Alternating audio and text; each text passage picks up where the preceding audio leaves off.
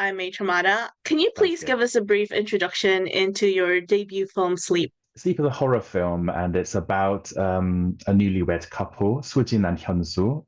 One day, Hyunsu begins to show these weird sleepwalking symptoms. He talks to himself at night, and as the days pass, these symptoms grow increasingly grotesque and weirder. For example, he eats raw food out of a fridge, or he walks around the living room while he's asleep. The wife character, Sujin, she grows more and more concerned. It's about this married couple trying to find a reason for why these symptoms are happening and try to overcome them before it's too late, before it harms their family and their upcoming baby. Because Sujin, in the beginning of the film, she's 9 months pregnant and she's about to give birth. Where did the concept of the script come from? This very interesting, dynamic of like sleepwalking.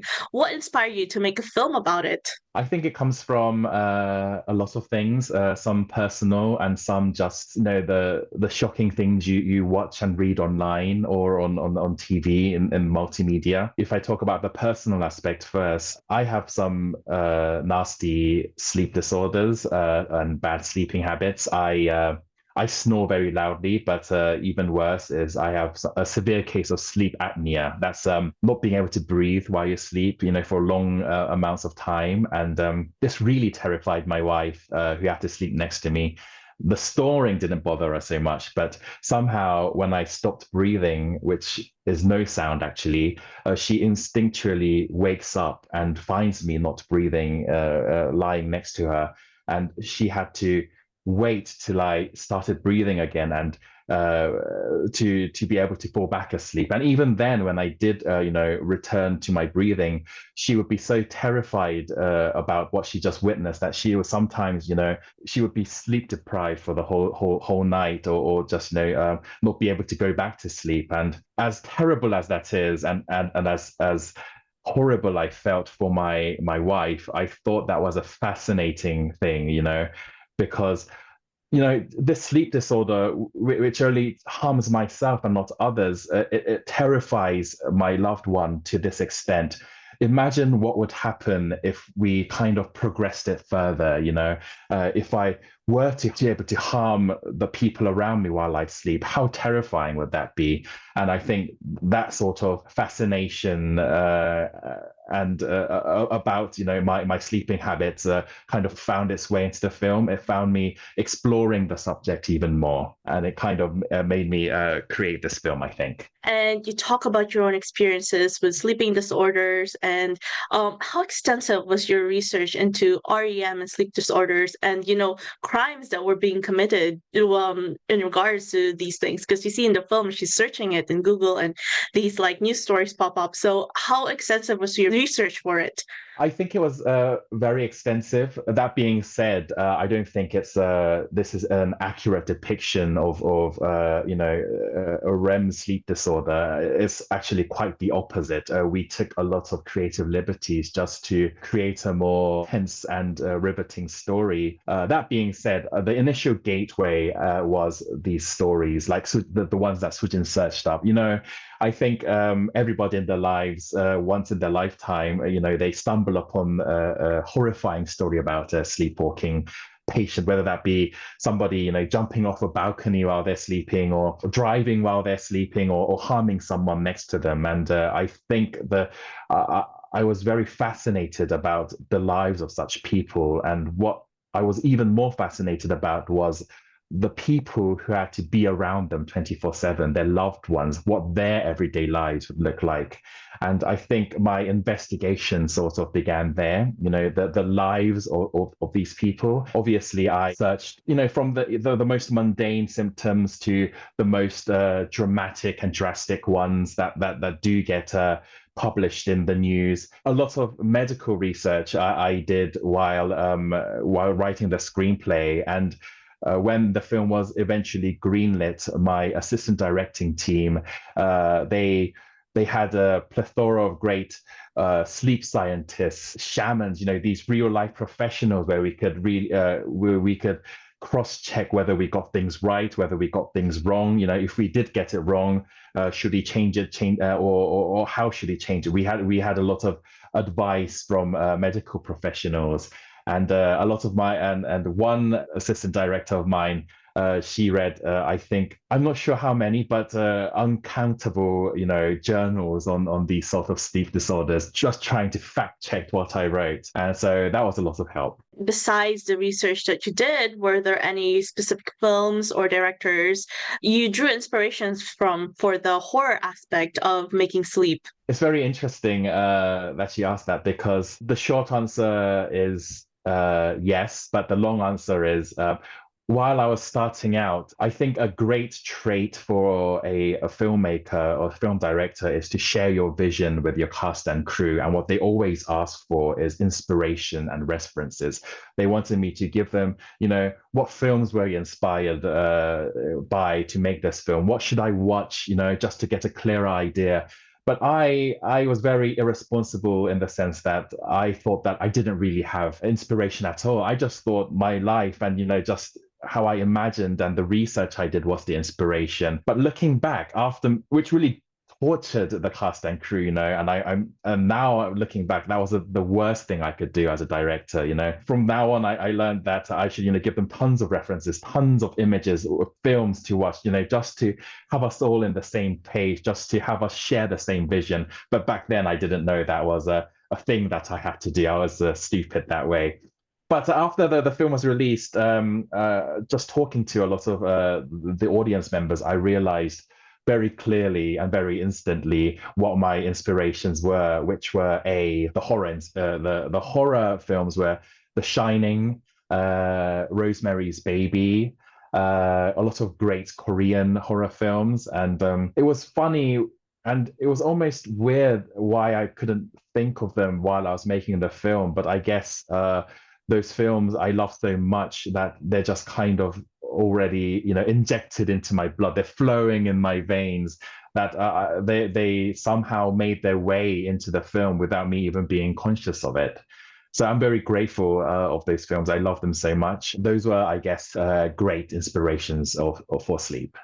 And The Shining, these are very, mainstream and very iconic horror films. I imagine horror is a hard genre to tackle and write for, balancing the tension without going over the top with it, especially with Sleep, where the story is very grounded into this couple's relationship. Um, but I think her descent in this particular film is very gradual. It was very calculated. Was that difficult to achieve in writing and execution? Yes, it was very difficult. Actually, it wasn't. What was difficult was trying to create or write the script without that element, because at first it was just about, the horrors of sleepwalking. At daytime, nothing would happen, but at nighttime, this loving husband would show this weird sleepwalking symptom. And then when they wake up, nothing happens. But at night, there's something even more horrific happens, and that was kind of the structure for a while I was writing the screenplay. And it felt so boring and repetitive, and I didn't really find much interest in it. The key to the film was, like you said, Sujin and her descent and how she's affected by it mentally and physically, and just having that element into the script, it really, created this sort of highway for me to just, finish the screenplay in one go and make me really love it. Before that element, I didn't really. It was more of a writing exercise for me, and it was something that I couldn't really. That's something I couldn't really get going because of how surface level it was. But just having the element of Sujin's character and how she digests what she saws and how she kind of deteriorates, I thought that really, gave me that extra oomph and spark to, finish the film or the screenplay. And these two characters, they are absolutely the backbone of this film, making it work.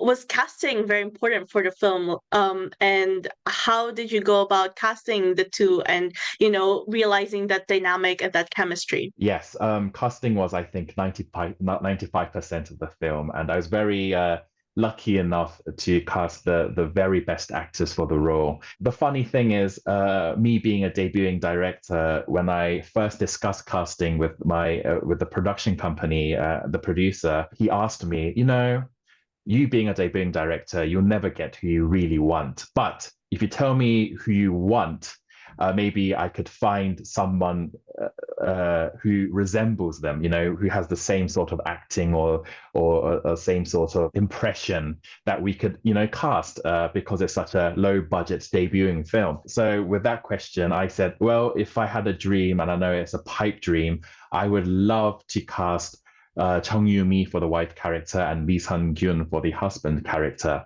And so I thought what he would do would be to find some actors that resemble them and and begin auditions that way. But he said something that changed how he approached casting. He said, good actors, they gravitate towards interesting scripts, and I think this script might be interesting enough for them to find a liking to it. So it doesn't cost money to send it to them. So let's send it out and see what they think. I think I won the lottery in the sense that two miracles happened. One is that the Chong Yu Mi really liked the script, and she wanted to be a part of it. And the second miracle was Lee Sung-gyun really liked the script and wanted to be part of it. That's how I was lucky enough to cast who I think are the two best working actors in Korea today. And I think another factor really benefited me was they had a sort of a pledge or a pact, I think, going on between the two of them. They're good friends in real life. They appeared in 4 Hong Sang-soo films together. Although Hong Sang-soo films are great, in Korea, we don't call them commercial films. And the two, after working on 4 Hong Sang-soo films, they said, we should one day star in a commercial film together in the future. Let's look for a project that works. And I think I was the lucky benefactor of their pact, and they just picked this project for them to, both star in. So I was very lucky in that sense. And I also like this divide between science and the supernatural within your film. All throughout, you leave it open for the viewers to interpret who they want to believe or fall in line with. What about yourself? Are you more of a science guy, or are you more of a supernatural, one believing in superstitions and otherworldly concepts kind of guy? I think I'm more in line with Sujin's character when things are going smoothly and when in my everyday life I kind of scoff at those shamanistic aspects of it. I don't believe it as much. I rely heavily on medical science, but when times get trying and tough, and when things don't seem to work out, even with medical science, I then turn to those shamanistic beliefs, religious beliefs, spiritual beliefs, and maybe try my hand at finding a solution there. So I guess I'm both, but my natural state would be more in line with Sujin, who relies on science and logic and what makes sense. But I think it's just human nature when things get really tough and trying, and when you're grasping at the last straws, you do resort to that sort of a measure as well. And I think it's just very human to do that. You've previously worked with Parasite writer Bong Joon-ho before. Anything you've learned from him? Were there any nuggets of advice that he's given you, or pieces of wisdom that you've received from him that you used or particularly stood out to you when you were working on this film? The short answer is everything. And the long answer is because I never went to film school, I think everything I learned about filmmaking itself for every stage, from pre-production to production to post-production, I learned from observing director Bong Joon-ho. I had the immense luck of being by his side for every step of the way. So I got to witness him talk, converse, communicate with actors and his crew, and how he directs and how he compose, how he talks with the composer, how he does sound design, and so every tidbit I think I was influenced by. although the funny thing is, at that time, I really didn't think I was learning anything at all. I was just very busy, pulling my own weight and trying not to ruin the film with my mistakes. But when I began filming, when I began pre-production for Sleep, I realized I was trying to mimic him consciously and subconsciously on how he, did every step of filmmaking, which I found sort of fascinating and which I was immensely grateful for. Just to give examples, and morally, I think he was very supportive. I have a lot of self-doubt. I had more self-doubt starting out Sleep. I still have a tremendous self-doubt, and he would just give me confidence. Just telling me that you're doing great. You have it in you. He believed in me that I would be able to do a good job with this film, and that really gave me a lot of confidence. And I guess the biggest thing would be storyboards. Director Bong is famous for drawing every frame of the storyboards himself and really shooting the storyboards, not being superfluous with coverage. If there's a certain moment that he wants, he would only shoot it in this one specific shot that he drew. Director Bong, I never really worked with other directors that much, and I just thought that was the natural thing to do. Being under his tutelage, I never realized how dangerous that was, and how people didn't recommend that method of working. And so when I began Sleep, I drew every frame of my storyboards, although later on we did have a storyboard artist and the cinematographer. We all, did a second pass of the storyboards, but I tried to adhere to the storyboards during shooting as much as I could. I didn't want to veer off. I didn't want to get like a master or do coverage. And the cast and crew were very concerned about that, because they worried for me in the sense that I would regret it in the editing booth, which I did. And I realized that that sort of method, it only works if you're a genius. And I realized that I was not a genius. I was just some dude, who was lucky enough to make his first film. And I guess with my next project, I think I might compromise a bit, just to have a bit more freedom and leeway. So I don't feel terrible during the editing phase. With Parasite, Past Lives, Corey Edis Works, and Sean Wong's upcoming film Didi, now it's more accessible to, see Asian filmmaking within a bigger platform. What do you make of that? And what are your thoughts on, mainstream media getting a hold of more Asian films? I'm very happy that it happens. I think because of that, you and I are talking. I don't think it would have gotten the traction. I doubt that it would have made its way into English theaters if there wasn't this demand for Asian films. And I'm very grateful, and I think we owe a lot to our predecessors. We owe everything to our predecessors, such as Bong Joon-ho and Park Chan-wook and all the other great Asian directors who really paved a vast highway for us to just hop onto. And and because for them it must have been like a jungle. They must have been hacking their way through with machetes, but for us, we already had like a roadmap, and we already had international demand for Asian films. So I think we're great. Our generation of filmmakers, or of Asian filmmakers, we're benefactors of the hard work that and the great films that our previous generation have created. And I do feel that I don't want to take advantage of that. I don't take that privilege lightly, and I do want to really do my best and create the best work that I can possibly can, so that I don't, although nobody would care, disgrace the already great, catalog of films that Asian directors have produced. Thank you so much. Thank you. Thank you so That was much for excellent. the Thank you.